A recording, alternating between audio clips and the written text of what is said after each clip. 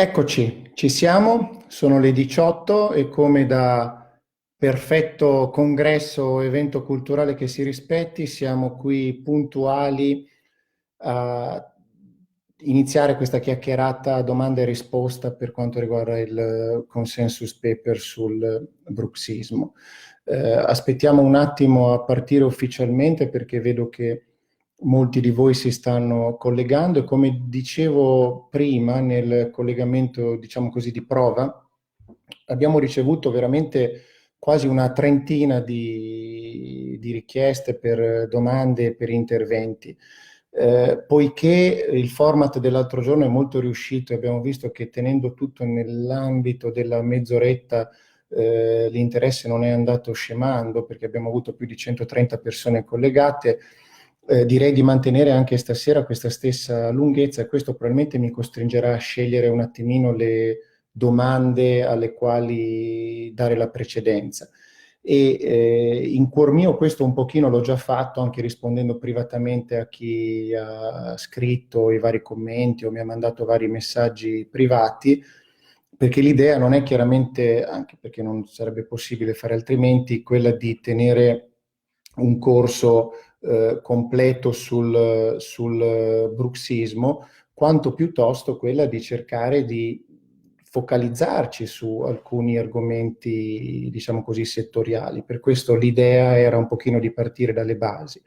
Come sapete, chi segue noi del gruppo di studio, ma in generale tutti i ricercatori che in ogni ambito odontoiatrico cercano di portare avanti un minimo di evidenza scientifica, eh, dicevo, sapete che la base di partenza deve essere parlare tutti la stessa lingua e questo talvolta è frustrante, lo dico spessissimo. Pensate ad esempio a quello che succede negli ambiti dell'altra mia materia, nell'altra mia passione, no? L'articolazione temporomandibolare, dove molto spesso si sente dire che ci sono filosofie, approcci differenti o tutto quello che volete voi usare come termini per identificare personaggi che magari senza, come dire, neanche utilizzare la nomenclatura utilizzata dai ricercatori internazionali salgono sul palco e raccontano qualcosa.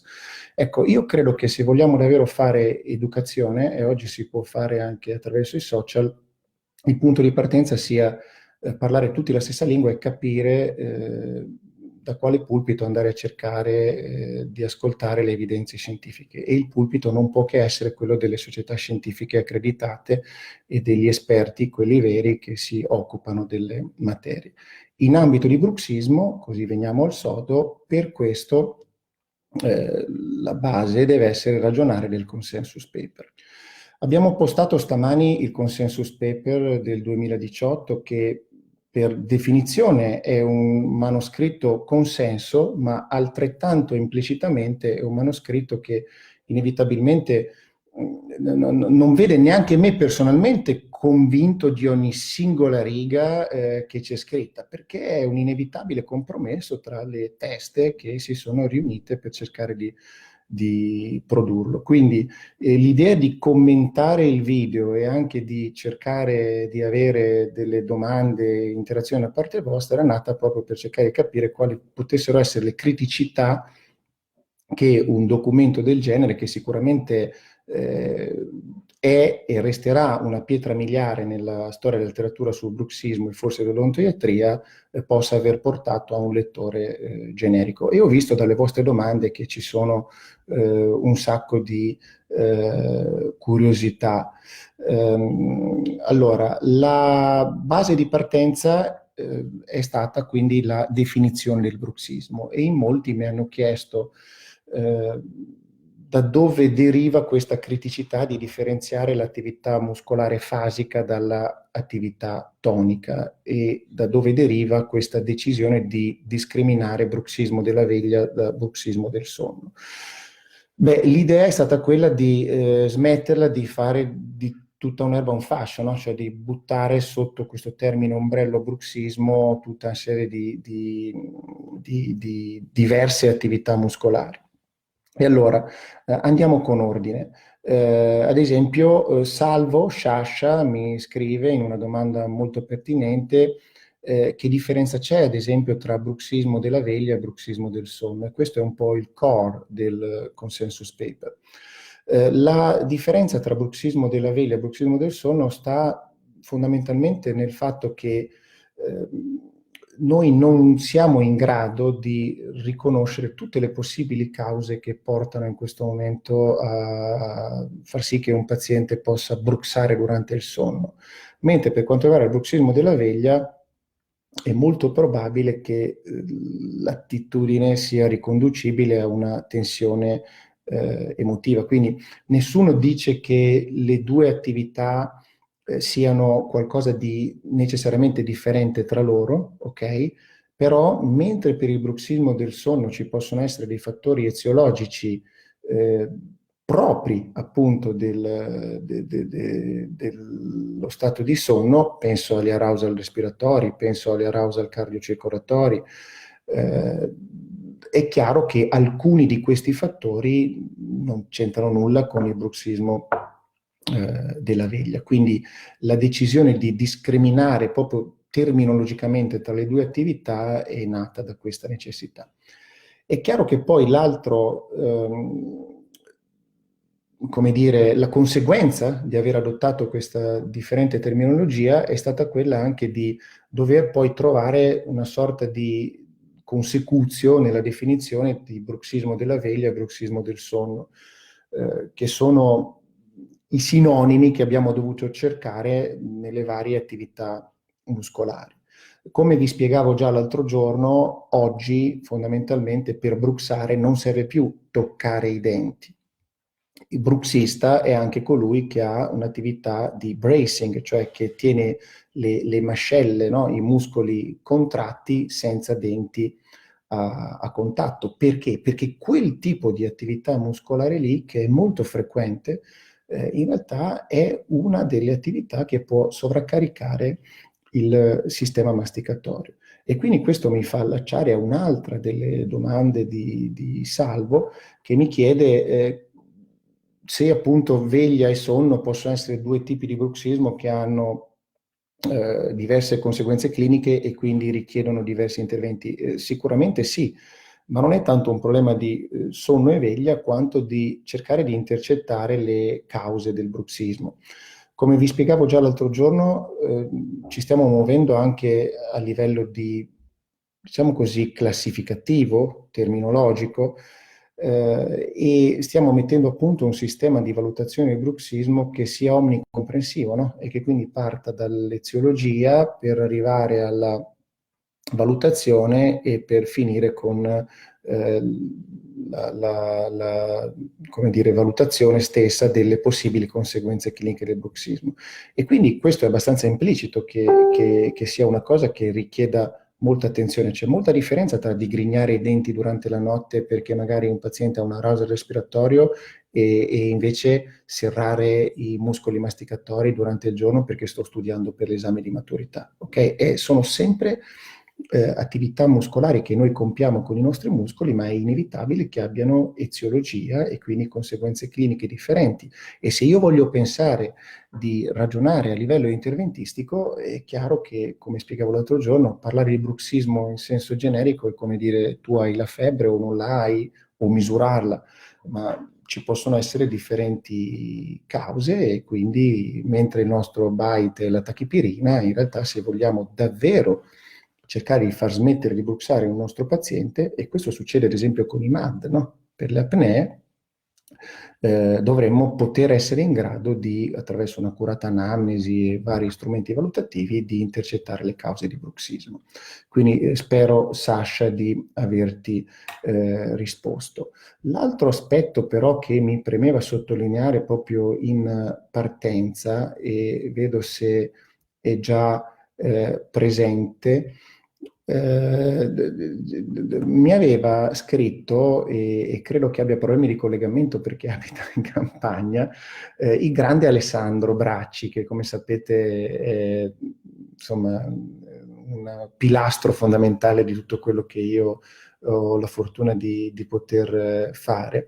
E Ale giustamente mi diceva, essendo lui subentrato nel board del consensus in seconda battuta, mi diceva che per lui la vera svolta epocale, no, più che il concetto di dover diversificare tra bruxismo della veglia e bruxismo del sonno, riguarda proprio il fatto di evitare da ora in avanti di utilizzare il termine diagnosi. E infatti questo mi sorprende un attimino, sinceramente, che nessuno di voi ci sono collegati moltissimi che vi conosco, no? Esperti o professionisti di altissimo livello, e se vi ricordate, dopo averlo ascoltato, io nel video critico e quasi giustifico l'adozione del termine diagnosi, perché all'epoca del consensus paper in realtà noi eravamo ancora schiavi di quel famigerato diagnostic grading, della gradazione diagnostica che avevamo ipotizzato nel 2013, no? In cui si diceva che la diagnosi di bruxismo, a seconda degli strumenti valutativi impiegati, potesse condurre a una diagnosi di bruxismo possibile, probabile o certo, definito. Dove per definito ci stava la polisonografia o comunque la misurazione dell'attività, mentre per possibile, quindi la scala inferiore, il semplice fatto di chiedere, come a volte succede in molte pubblicazioni epidemiologiche, con una singola domandina anamnestica: ma tu sei un bruxista? E allora tu non sai se questo risponde di sì, di no, perché la moglie gli dice che digrigna i denti, non c'è limite temporale, non c'è nulla. Ok, quindi noi avevamo pensato all'epoca di ipotizzare questa sorta di gradazione diagnostica che dovesse condurre poi a una diagnosi certa di bruxismo attraverso l'impiego di sistemi di valutazione, di misurazione fondamentalmente. La realtà è che questo è ancora valido, anche se verrà implementato alla grande, e avete già tutti visto la pubblicazione dello STAB, lo Standardized Tool for the Assessment of Bruxism, che è appena uscita sul Journal of Rehabilitation, è stata postata nel JCD un paio di settimane fa. Dicevo, tutto questo è ancora valido, ma il termine diagnosi è stato sostituito dal termine valutazione. Perché? Perché la diagnosi si fa di una malattia, si fa di una patologia, si fa di un problema. Nel momento in cui noi vogliamo cominciare a far passare definitivamente il concetto che il bruxismo è un'attività muscolare che può anche non essere un problema, è molto più giusto, a nostro parere, perlomeno questi sono i convincimenti che abbiamo a livello del board, parlare di valutazione, quindi di inquadramento, di assessment, che poi è il termine anglosassone omnicomprensivo. Ok, quindi questo è quello che Alessandro mi ha chiesto di specificare, e ritengo che sia un aspetto comunque che vada, come dire, molto tenuto in considerazione, e mi consente anche di allacciarmi a un'altra domanda interessante ricevuta in extremis di Maria Ostuni, che chiede quali sarebbero quindi, alla luce di queste diciamo implicazioni, le finalità di un presunto bruxismo innocuo. Ora, Maria, tu devi sapere, e nel video brevemente lo accennavo, che molti degli equivoci riguardanti il bruxismo nascono un attimino dalla storia che ci ha portati fino qui. Cioè i criteri con cui viene o veniva eseguita la diagnosi di bruxismo erano dei criteri polisonnografici messi a punto da un unico centro di ricerca a livello internazionale, e che in realtà altro non erano che dei criteri di screening che, secondo gli autori, conoscete tutti di chi sto parlando, del grande Gilles, ok? Che secondo gli autori erano i criteri che meglio consentivano di discriminare tra soggetti che avevano certe caratteristiche: la moglie che dice mio marito bruxa, denti un pochino usurati e quant'altro. In realtà questo tipo di azione ha portato poi, per ovvi motivi di semplificazione, in ambito di ricerca, non dimenticate, a far sì che venissero usati dei cut-off. Cioè si è sempre pensato che un bruxista severo avesse o dovesse avere, ad esempio, più di 4 episodi di digrignamento per ora di sonno. Ora io vi posso far vedere delle polisonografie dove ci sono 308 episodi di bruxismo per ora di sonno. Ok?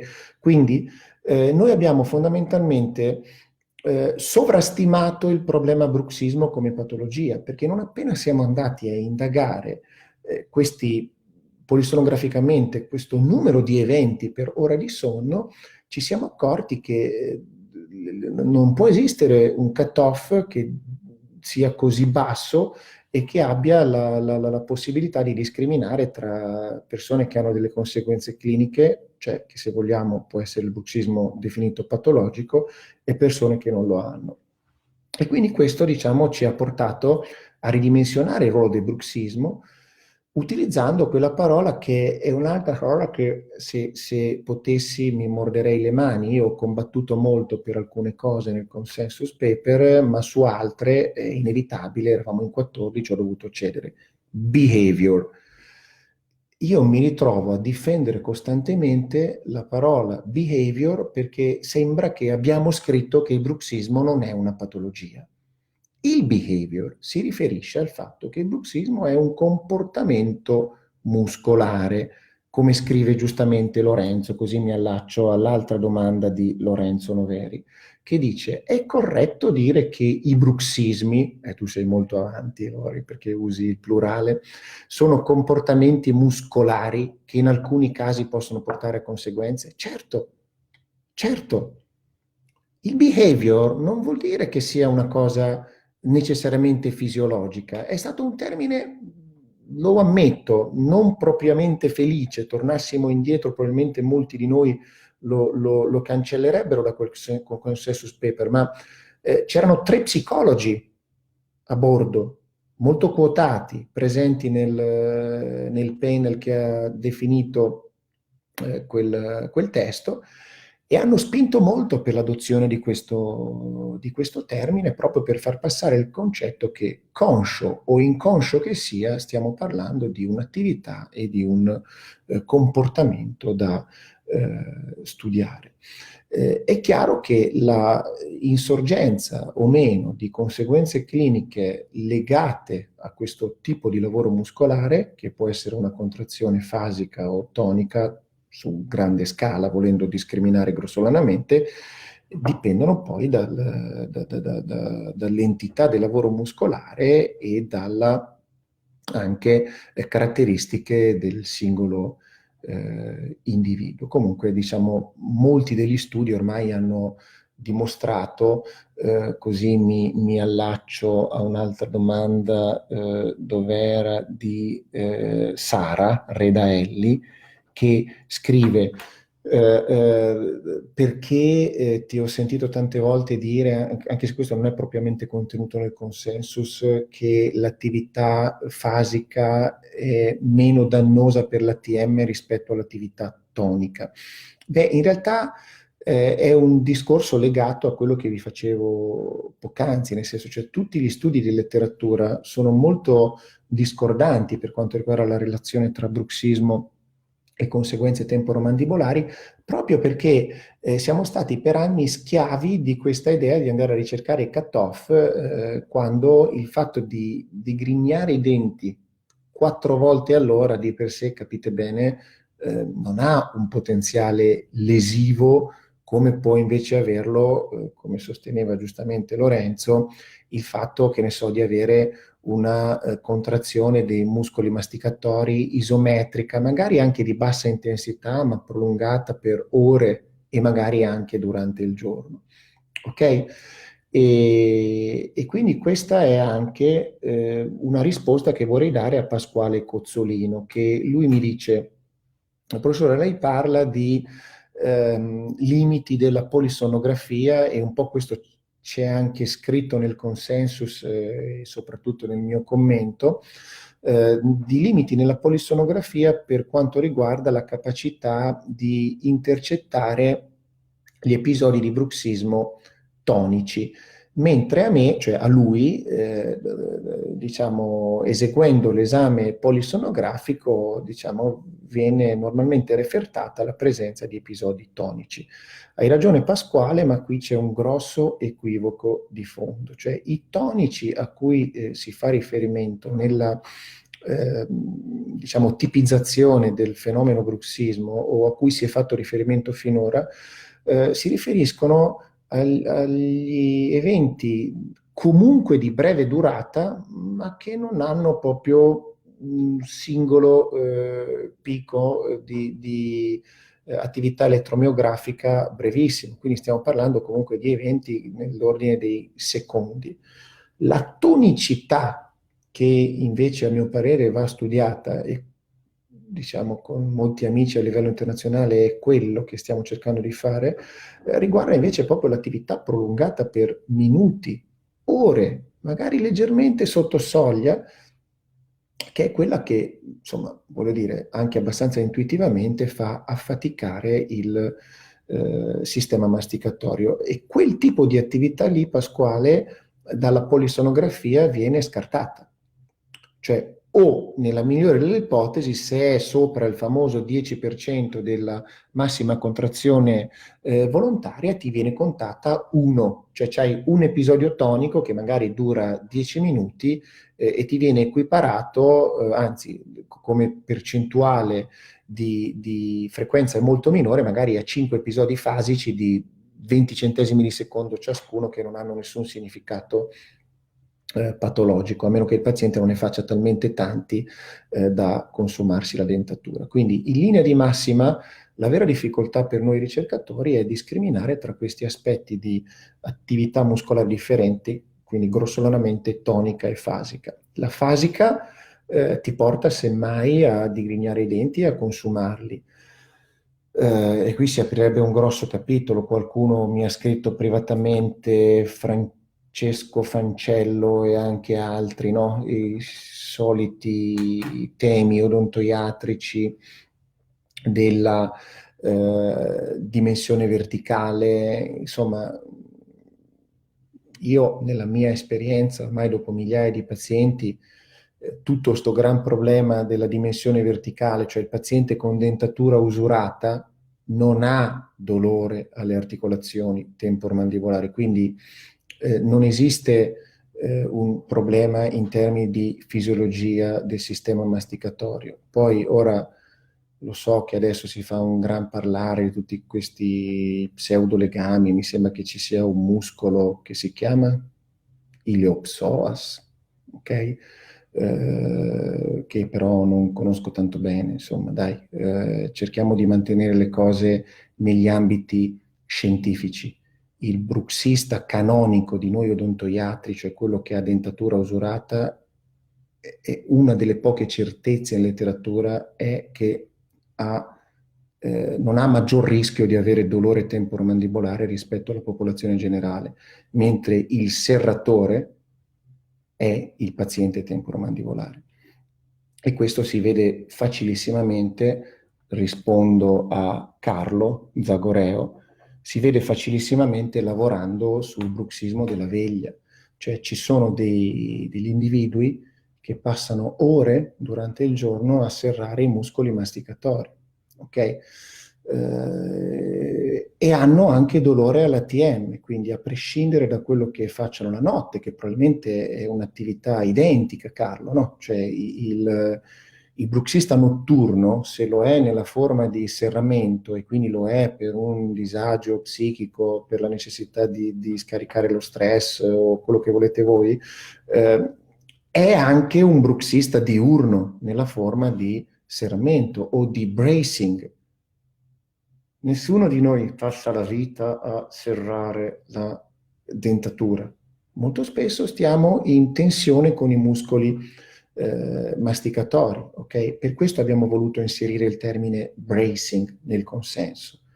E guarda caso, per gli esperti di dolore orofaciale, è ormai lampante, assodato clinicamente che ogni strategia mirata a gestire e a controllare, a ridurre, a educare il paziente sulla necessità di appunto ridurre questa carica di bruxismo della veglia, è molto efficace per risolvere la sintomatologia temporomandibolare. Quindi a quel punto, a prescindere da ciò che il paziente faccia di notte, preoccupiamoci di educarlo a non serrare la muscolatura, Carlo, nelle 16-17 ore in cui sta sveglio.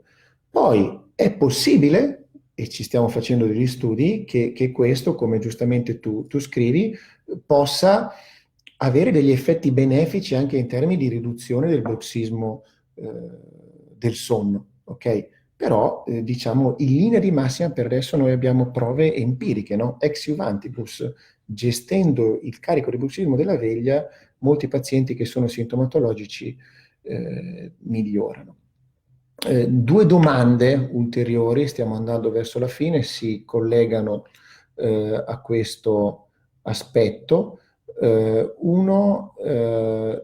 Davide, sembri nel collegamento del film Attacco al potere. In realtà sono in taverna perché su 4 piani mi hanno relegato qui perché c'era troppa confusione in casa. Comunque, ciao a tutti. Edlor Menai scrive, alla luce di quello che avete scritto nel consensus, possono esistere digrignatori diurni e serratori notturni?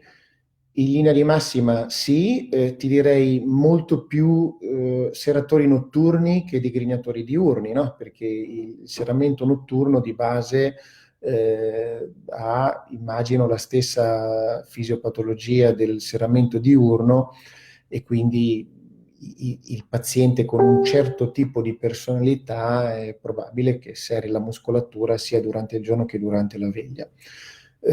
Può essere diverso il discorso invece per il digrignamento, che durante il sonno ha un legame, direi, abbastanza ormai ben comprovato con arousal respiratori, cardiocircolatori, e quindi durante il giorno questi fattori vengono a mancare. E la conferma ne è che usando l'app, no, per la valutazione ecologica del momento, noi abbiamo una frequenza di risposte positive per il digrignamento durante la veglia veramente bassa, cioè notevolmente inferiore all'1%, quindi diciamo a meno che un paziente abbia dei tic o abbia problemi neurologici o magari faccia uso di sostanze, ok? Non vedo tutta questa grande frequenza di bruxismo diurno in forma di digrignamento. E l'altra domanda che si collegava a questo è di Marco Girardi, che mi chiede, lui è sempre molto attento a questi aspetti, qualcosa sulla possibilità che ci siano differenti personalità che spieghino i diversi tipi di bruxismo. Beh, sicuramente sì, per ora però siamo molto fermi a grattare la superficie, Marco, cioè nel senso che noi sappiamo che, per esempio, in uno studio difficilissimo che facemmo ormai quasi 10 anni fa, dimostrammo che c'è il fenomeno del carry-over, no? Cioè pazienti con un certo, anche individui sani, ok? Però che hanno un certo profilo di personalità che tende un attimo a essere ansioso, cioè usammo lo STAI, lo Spielberger Trait Anxiety, lo State Anxiety Inventory, State Trait Anxiety Inventory, hanno l'attitudine ad avere molto più lavoro muscolare nelle prime ore di sonno, però se poi questo esiti in un serramento con o senza denti a contatti o in un thrusting o in un grinding è difficilissimo al momento dirlo, anzi non abbiamo dati in merito. Mancano pochi secondi, c'è tempo per un'ultima domanda. Io avrei selezionato quella di Pietro Malfatto perché a mio parere, anche se non è, diciamo, tra quelle non strettamente legate al consensus paper, qui dicevo non è strettamente legata, è comunque interessante. Lui chiede la deglutizione che ruolo ha, nel senso ci sono pazienti che possono avere dei pattern di deglutizione che possono incentivare il bruxismo. più che dei pattern di deglutizione, penso che ci possano essere a volte delle modalità di deglutire che siano anche magari uno specchio dello stato d'animo del momento. Quindi quello che manca attualmente, Pietro, è una reale valutazione e conoscenza dell'attività elettromiografica che si compie durante l'attività deglutitoria. Se volete un mio personale parere, io credo che piuttosto che, ma questo vale per tutti gli studi elettromiografici, ok? Piuttosto che settare, come spesso si fa anche con le macchinettine in commercio, no?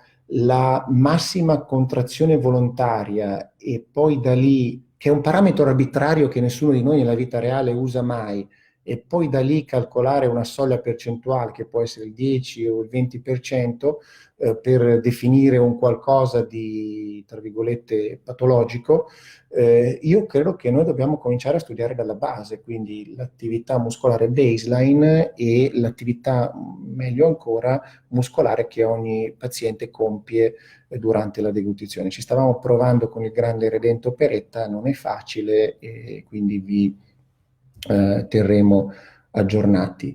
Carlo, su quella dell'Iliopsoas però voglio il copyright, ti è piaciuta? Vedo altre domande sugli aspetti fisioterapici e psicoterapeutici nell'equipe delle lesioni pazienti sintomatici, altre ancora mi hanno chiesto il bruxismo dei bambini. Vi chiedo di perdonarmi, cercherò di rispondervi singolarmente in calce al commento che avete postato, però diciamo l'argomento della chiacchierata era il consensus paper del bruxismo e quindi direi insomma che abbiamo cercato di restare appunto nei termini per non divagare troppo. Come vi dicevo, ho due informazioni conclusive. Una riguarda lo spostamento della data dell'evento Evidence-Based Dentistry del gruppo di studio sul bruxismo, in cui presenteremo le anteprime internazionali. Doveva essere tenuto il 3 aprile, si terrà il 2 ottobre in accoppiamento a quella del 3 ottobre, che doveva essere la seconda giornata del GSD. E quindi ci sarà una 2 giorni fantastica sul bruxismo in cui faremo anche vedere letture di tracciati polissonografici per la prima volta e tante altre cose interessanti. E l'altra informazione che vi vorrei dare in anteprima è che nei prossimi giorni, oltre magari a organizzare una live, se riusciamo a condividere lo schermo per simulare una ricerca su Medline, che è una cosa a cui tengo tantissimo perché secondo me è una base di lavoro che risparmierebbe tanta fatica e anche tanta misinformazione a tanti liberi professionisti. Dicevo, oltre a organizzare questo, ho mandato un po' di messaggi WhatsApp oggi in giro a vari colleghi in giro per il mondo e probabilmente riusciremo a organizzare qualche chiacchierata Skype tra noi in cui io traverserò le vostre domande. Quindi rimanete sintonizzati nei prossimi giorni perché avremo probabilmente anche queste interessanti novità.